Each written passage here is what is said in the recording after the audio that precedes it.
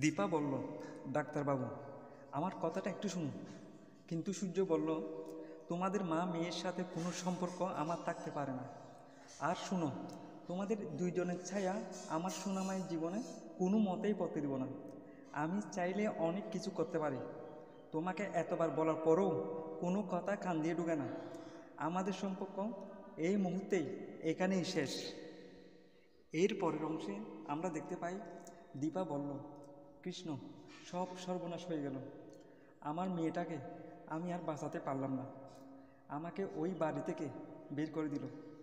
কৃষ্ণ বলল, আন্টি, আমার উপর ভরসা রাখুন, আমি আপনাদের ওই বাড়িতে নিয়ে যাব, আর ওখানে আমার সামনে আপনাদের অপমান করবে ওই রকম দুঃসাহস আর কারণ নেই। কৃষ্ণ বলল, আসুন আন্টি। কিন্তু দীপা বলল, না কৃষ্ণ, আমি এখন যাব না, আমি গেলে আবার সোনার অশান্তি হবে। কৃষ্ণ বলল, আন্টি, আপনি আমার কথা শুনুন, আপনার কোনো অশান্তি হবে না। দীপা বলল, তুমি কিভাবে এত কনফিডেন্স নিয়ে কথা বলতেছো? কৃষ্ণ বলল, এই বাড়ি আমার ঠাকুরদার। দীপা তখন রেগে কৃষ্ণকে জুড়ে থাপ্পড় দিল, তুমিও আমাদের সাথে বেমানি করলে কৃষ্ণ? কিন্তু কৃষ্ণ বলল, রুডি আমার সৎ ভাই, আর কুন্তলা রায় আমার সৎ মা।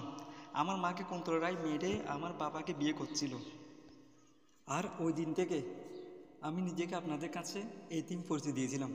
যেদিন দেখলাম কুন্তলা রায় আপনাদের ঘর থেকে বের হচ্ছিল, তখন আমি সঙ্গে সঙ্গে রায়কে ফোন করছিলাম, কিন্তু রায় বারবার ফোন কেটে দিচ্ছিল। কৃষ্ণ বলল, আন্টি, অনেক দেরি হয়ে গেছে, এইবার অন্ততপক্ষে চলুন। দীপা মনে মনে ভাবল, ঠাকুর, এখন আর কিছু করার নেই, যা হবার হবে, আমাকে এখন ওই ঘরে ঢুকতে হবে।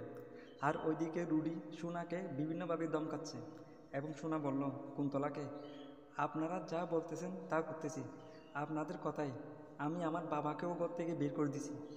কুন্তলা রুডিকে বলল, সোনাকে ঘরে নিয়ে যাও এবং বন্দি করে রাখো। এই মুহূর্তে দরজা খুলে কৃষ্ণ ঢুকলো। ওকে দেখে কুন্তলা, রুডি সবাই অবাক। রুডি কৃষ্ণকে মারতে গেল। কৃষ্ণ এক তাপ করে রুডিকে মাটিতে ফেলে দিল এবং বলল, আপনার এই অপদার্থ ছেলে আমাকে চিনতে না পারলেও আপনি তো আমাকে চিনতে পারছেন, তাই না কুন্তলা রায়? কৃষ্ণ বাবা বলল, এতদিন পর তুই ফিরে এলি?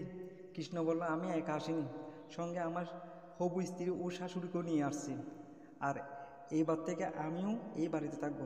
দীপা বলল, আমিও ভাবছি কৃষ্ণ হবু শাশুড়ি হিসেবে আমিও এই বাড়িতে থাকবো। কি বলেন কুন্তলা রায়? কুন্তলা রায় বলল, কৃষ্ণ আমার ছেলে না হওয়া সত্ত্বেও আপনি কি আপনার মেয়েকে ওই ছেলের সাথে বিয়ে দিবেন? দীপা বলল, কৃষ্ণ আপনার সৎ ছেলে, এটা আমি জানি, আর আমি এই বাড়িতে থাকব। যে লজিকে আপনি আপনার ছেলের শ্বশুর বাড়িতে ছিলেন, ঠিক সেই লজিকে। কৃষ্ণ বলল, বাবা, আমাদের ঘরগুলো পরিষ্কার করতে বলো। দীপা বলল, আচ্ছা, আপনাদের বাড়িতে যে যুগী পুরুষ ছিল ওর সাথে কি দেখা করা যাবে? কুন্তলা বলল, ও কারোর সাথে দেখা করে না। কৃষ্ণ বলল, তাহলে কি আমার সাথেও দেখা করবে না? এর পরের অংশে আমরা দেখতে পাই সূর্য বারবার দীপা আর রূপাকে মোবাইলে ট্রাই করছিল এবং নিজের ভুলগুলো বারবার বলতে লাগলো। আর ওইদিকে মোবাইল অফ থাকায় সে কারোর সাথে যোগাযোগ করতে পারল না এবং বিভিন্ন টেনশনে সে ওখানে দাঁড়িয়েছিল। আর ওইদিকে দীপা আর রূপা আবার ভাবতে লাগলো, আমরা কোনো ভুল করতেছি না তো? কৃষ্ণকে বিশ্বাস করে। ওই সময় হঠাৎ কৃষ্ণ ঘরে ঢুকলো, বলল, আমাকে আর বিশ্বাস করতে হবে না, আপনি আপনার বুদ্ধি দিয়ে যা করবেন তাড়াতাড়ি করুন, আমাদের কাছে সময় খুবই কম। আর দীপা বলল, সোনাকে আমাদের রক্ষা করতে হবে, আর এই বাড়িতে যে গুরুদেব আছে ওর ঠিকানা আমাদের অবশ্যই বের করতে হবে। হ্যালো বন্ধুরা, এর পরের পর্বটা দেখার জন্য আমাদের সাথে থাকুন, আর ভালো লাগলে চ্যানেলটা অবশ্যই সাবস্ক্রাইব করে রাখবেন। ধন্যবাদ সবাইকে।